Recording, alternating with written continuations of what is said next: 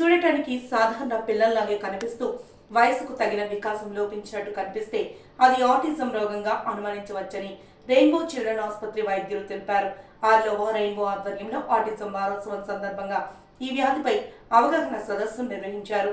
ఈ సందర్భంగా వైద్యులు, పిల్లల వైద్య నిపుణులు doctor Prasanna Kumar, doctor Deepa Mohan, doctor Ashwini Mohan, doctor Srilakshmi, doctor Divya Jyothi మాట్లాడారు. త్వరగా రోగ నిర్ధారణ జరిపి సత్వరమే వైద్యం అందిస్తే రుగ్మత నుండి కాపాడవచ్చని వైద్య నిపుణులు తెలిపారు. ప్రతి 68 మంది పిల్లల్లో ఒకరు ఈ సమస్యతో బాధపడుతున్నారన్నారు. ఇతరులతో సమాచారం పంచుకోవడం, ఎదుటివారి కళ్ళల్లో కళ్ళు కలిపి చూస్తూ మాట్లాడలేకపోవడం, ఎంత పిలిచినా పలకకుండా వినికిడి లోపం ఏదైనా ఉందేమో అనిపించేలా ప్రవర్తిస్తారన్నారు. కుదురుగా ఉండకుండా ఎప్పుడు మితిమీరి పరిగెడుతూ గెంతుతూ ఉండడం, చేసిన పనులే పదే పదే చేస్తుండడం లాంటి లక్షణాలు ఉంటే ఆటిజంగా అనుమానించి వెంటనే వైద్యులను సంప్రదించాలన్నారు. రెయిన్బోలో ఈ వ్యాధి నిర్ధారణకు, చికిత్సకు మంచి నిష్ణాతులైన వైద్య బృందం అందుబాటులో ఉందన్నారు. ఈ మంత్ అంతా కూడా మనం ఆటిజం అవేర్నెస్ మంత్ అంటాం అనమాట. April 2nd is we call it as World Autism Awareness Day. Okay, WHO United nations ఇచ్చిన ప్రకారం ఈ సెకండ్ ఏమో ఆటిజం అవేర్నెస్ డే. ఈ మంత్ అంతా ఆటిజం అవేర్నెస్ మంత్ కింద మనం సెలబ్రేట్ చేస్తాం. సో దాని నిమిత్తం ఈరోజు అవగాహన కల్పించడానికి ఈ ప్రెస్ రిపోర్ట్ అరేంజ్ చేశారు రెయిన్బో హాస్పిటల్స్ వారు. దానికి మేము చాలా సంతోషిస్తున్నాం. సో నాతో పాటు మేడం ఉన్నారు, Deepa Mohan madam. Madam child's clinical psychologist. ఇంకో మేడం ఉన్నారు, మేడం ఏమో Ashwini madam, paediatric neurologist. Madam Srilakshmi madam ఉన్నారు, మేడం ఏమో స్పీచ్ థెరపిస్టు. తర్వాత లాస్ట్లోనేమో దివ్యజ్యోతి మేడం ఉన్నారు, మేడం ఏమో ఆక్యుపేషనల్ థెరపిస్ట్. ఓకే, సో ఎందుకు మీరు అనుకోవచ్చు, ఇది ఆటిజం అంటున్నారు, ఇంతమంది స్పెషలిస్టులు అవసరమా ఈ డిజార్డర్కి? ఏంటి ఆటిజము, ఎందుకు ఇంత దీనికి ఇంత అవగాహన ఎందుకు అవసరమా అనేది మీకు డౌట్ రావచ్చు. సో ఆటిజం అంటే ఏంటంటే ద ఫుల్ నేమ్ ఏమంటారంటే ఆటిజం స్పెక్ట్రమ్ డిజార్డర్ అంటారు. ఈ మధ్యకాలంలో ఆటిజం గురించి ఎక్కువ అవగాహన ఎందుకు అవసరం అవుతుందంటే, ఆ జబ్బు ఇదివరకుతో పోలిస్తే, డిజార్డర్ ముఖ్యంగా ఇదివరకుతో పోలిస్తే అది పెరిగిపోతుంది ఉండి కొద్దీ. ఇండియాలోనే కాదు, వరల్డ్ వైడ్. ఓకే, మనకి 2000 సంవత్సరం అలా చూసుకున్నప్పుడు 150 మందిలో ఒకరు ఉండేవారు ఆటిజం చిల్డ్రన్, ఆటిజం అనేవాళ్ళు.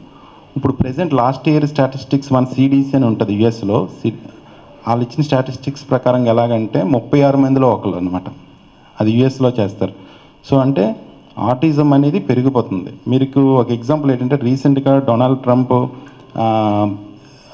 నెగ్గాక ప్రెస్ రిపోర్టర్స్ అడిగిన క్వశ్చన్ ఏంటంటే, ఎందుకు ఆటిజం ఇలా పెరిగిపోతుంది, దీని నివారణ మీరు ఏం చర్యలు తీసుకుంటారనేది.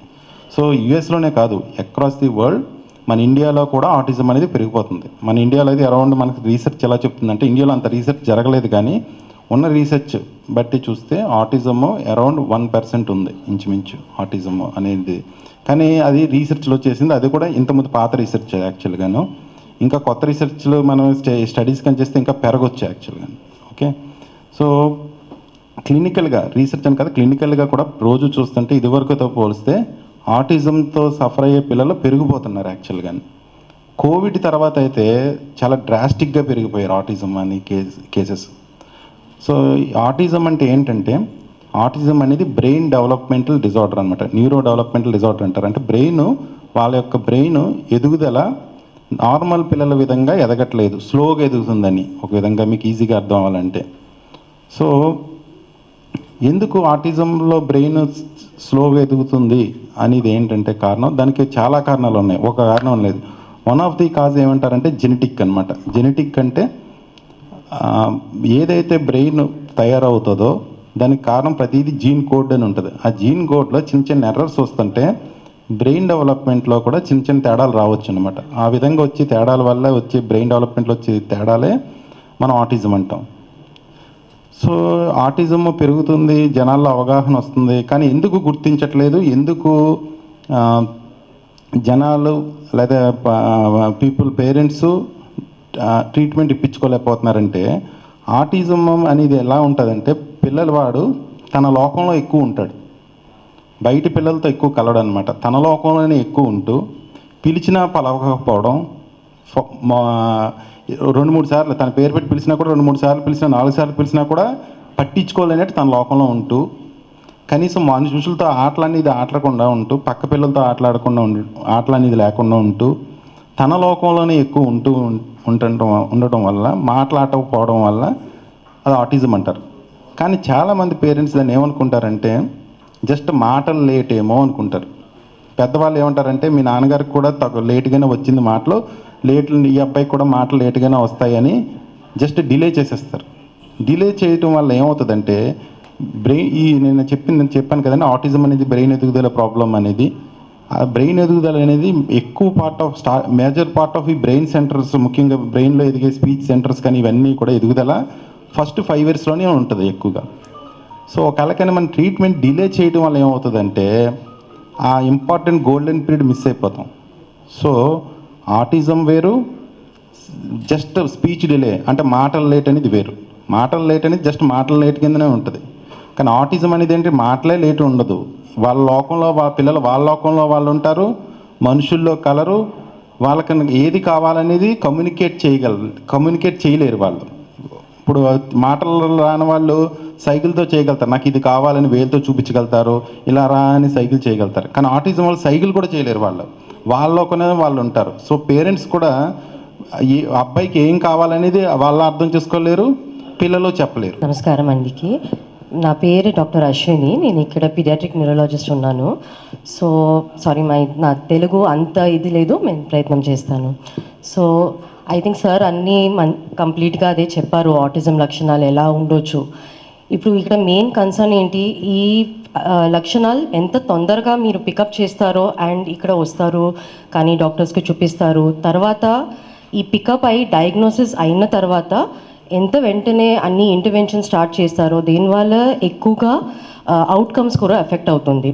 So however soon we can diagnose it and pick it up and identify it and start treatment, it will be very useful. So తొందరగా పికప్ చేయడానికి వాట్ ఆర్ ద సైన్స్, ఏమేమి చూడాలి. ఇప్పుడు మామూలుగా most of the children they come because of మాటల్లో delay ఉండేవాళ్ళు. So most of the parents దానికోసమే తీసుకొని వస్తారు, మాటలు డిలే ఉంటుంది. బట్ సార్ చెప్పినలాగా ఇంపార్టెంట్లీ ఎస్, ఒకటి మాటలు. సో 1 సంవత్సరం దాకా బేబీ ఇంకా ఏం సౌండ్స్ చేయట్లేదు, కేకలు పెట్టట్లేదు, ఏమీ ఇంటరాక్ట్ చేయట్లేదు, ఈ ఒకటి ఇంపార్టెంట్ ఫీచర్ ఉంటుంది. తర్వాత ఈవెన్ ఒక 16 months 18 months తర్వాత ఒక వర్డ్ కూడా మాట్లాడట్లేదు, ఇది కూడా కొంచెం ఒకటి డౌట్ ఉండాలి. లాంగ్వేజ్తో పాటు ఇంకొకటి important is non verbal. So sir చెప్పిన అలాగా ఈ సైకిల్ చేయడానికి ఈ చాలా important aspect of recognising autism. Because for example నాకు ఏం కావాలంటే నేను ఒకటి మాట్లాడేసి చెప్పొచ్చు, కానీ if I'm not able to talk that I can at least show you, నేను చూపిస్తాను నాకు ఈ వాటర్ బాటిల్ ఇప్పుడు కావాలి. ఈ బేబీస్కి అది కూడా చూపించడానికి అవ్వద్దు. సో మెయిన్లీ అలాంగ్ విత్ మాట దాంతోపాటు నాన్ వర్బల్ కమ్యూనికేషన్ అంటాడు. సో ఈ సైకిల్ చేయడానికి, జెస్చర్స్ చూపించడానికి, కానీ బాయ్ చెప్పడానికి, హాయ్ చెప్పడానికి ఇలాగా యూజువలీ 9 months 1 year దాకా బేబీస్ చేస్తారు. దాని తర్వాత కూడా చేయట్లేదు, కొంచెం సస్పిషన్ ఉండొచ్చు ఆటిజం లక్షణాలు. తర్వాత ఒకటి చెప్తారు, there is a decrease in joint attention అలాగా అంటాడు. సో మామూలుగా చిన్నపిల్లానికి ఈ ఏజ్లో అరౌండ్ 1 year ఇలాగా 9 months to 1 year ఇలాగా ఏం కామన్గా వాళ్ళు ఇంట్రెస్టింగ్గా చూపిస్తారు, చూడండి అక్కడ అది ఉంది, మమ్మీ డాడీ దగ్గర చూస్తారు, వాళ్ళు అక్కడ చూస్తున్నారా ఆ ఇంట్రెస్టింగ్గా ఉంటుందో. ఫర్ ఎగ్జాంపుల్ ఎక్కడో ఒకటి ఐస్ క్రీమ్ ఉంది, అది కావాలి, వాళ్ళు అక్కడ వెంటనే చూస్తారు, మమ్మీ డాడీ దగ్గర కూడా చూస్తారు అక్కడ చూస్తున్నారా లేదా అని. అలాగా వాళ్ళు రెస్పాన్స్ యూజువలీ ఈ పిల్లానికి ఆ జాయింట్ టెన్షన్ కూడా వాళ్ళకు లేదు. సో ఇలాగా తర్వాత నేను మీకు మాట్లాడినప్పుడు నేను మీ వైపు చూసేసి మాట్లాడతాను, మీ ఫేస్ చూసేసి ఐస్లో కాంటాక్ట్ ఇస్తాను. ఈ బేబీస్ యూజువలీ అలాగా కూడా చేయొద్దు. సో ఒక 3 months 4 months మ్యాక్సిమం బేబీస్కి మీ మాట్లాడినప్పుడు వాళ్ళు చూసేసి నవ్వుతాడు. సో అలాగా సోషల్ స్మైల్ అంటాడు, అది కూడా కొంతమంది బేబీస్కి మేబీ ఉండకుండా ఉండొచ్చు. So these are some of the అర్లీగా కూడా ఇలాగా ఉండొచ్చు. So we have to think of autism possibly ఇలాగా ఉన్నప్పుడు, అది ఉంటుంది అలాగా లేదు, బట్ పాసిబిలిటీ. తర్వాత ఇంకొకటి important aspect of autism sir చెప్పినలాగా అలాంగ్ విత్ మాటల్ డిలే రెండు కమ్యూనికేషన్లో డిఫెక్ట్ ఇంపైర్మెంట్ ఉంటుంది, దాంతోపాటు వాళ్ళకి ఇంకొకటి ఇంటరాక్షన్ తక్కువగా ఉంటుంది. It is not like they don't want to interact, they don't need to interact, వాళ్ళకి ఇంట్రెస్ట్ లేదు అంత ఇంటరాక్షన్లో. సో మామూలుగా 1 year 1.5 yearల బేబీస్ వేరే పిల్లలతో పాటు ఆడుకోవడానికి వెళ్తాడు. ఈ babies they will try to be amongst themself, వాళ్ళే ఒకటి సాలిటరీగా ఉంటాడు, కానీ వా టాయ్స్తో పాటు they will just play, they will not go and interact with other children. Some of them might even ఏడుస్తాడు ఎక్కువగా వేరే పిల్లలతో పాటు పెట్టించినప్పుడు. So decreased interaction with other children their own age is a very another important thing in which we can pick up. ఇంకొకటి important symptom of autism along with ఈ decrease communication కానీ decrease interaction is that వాళ్ళకు రెపిటేటివ్గా కొంచెం movements చేస్తాడు. So stereotypy మూమెంట్స్ని అంటాడు. It will be both movements కానీ మాటల్లో కూడా ఇలాగా మీకు కనిపించవచ్చు. దే మైట్ బీ కాన్స్టెంట్లీ ఇక్కడ అక్కడ రన్నింగ్ చేస్తాడు, జంపింగ్ చేస్తాడు, spinning. Some of them might have ఇలాగా హ్యాండ్ ఫ్లాపింగ్ ఇలాగా, కానీ ఫింగర్ ట్వర్ల్ చేస్తారు. So they will not be able to control, so they keep doing this repetitive movements. కానీ some of them they will just keep సడన్గా ఏడుస్తాడు, shouting, వెంటనే మళ్ళీ shout చేస్తారు. ఇలానే కూడా some of them can have ఇలాగా సిమ్టమ్స్ కూడా ఉండొచ్చు. These are all essential for us also to pick up autism.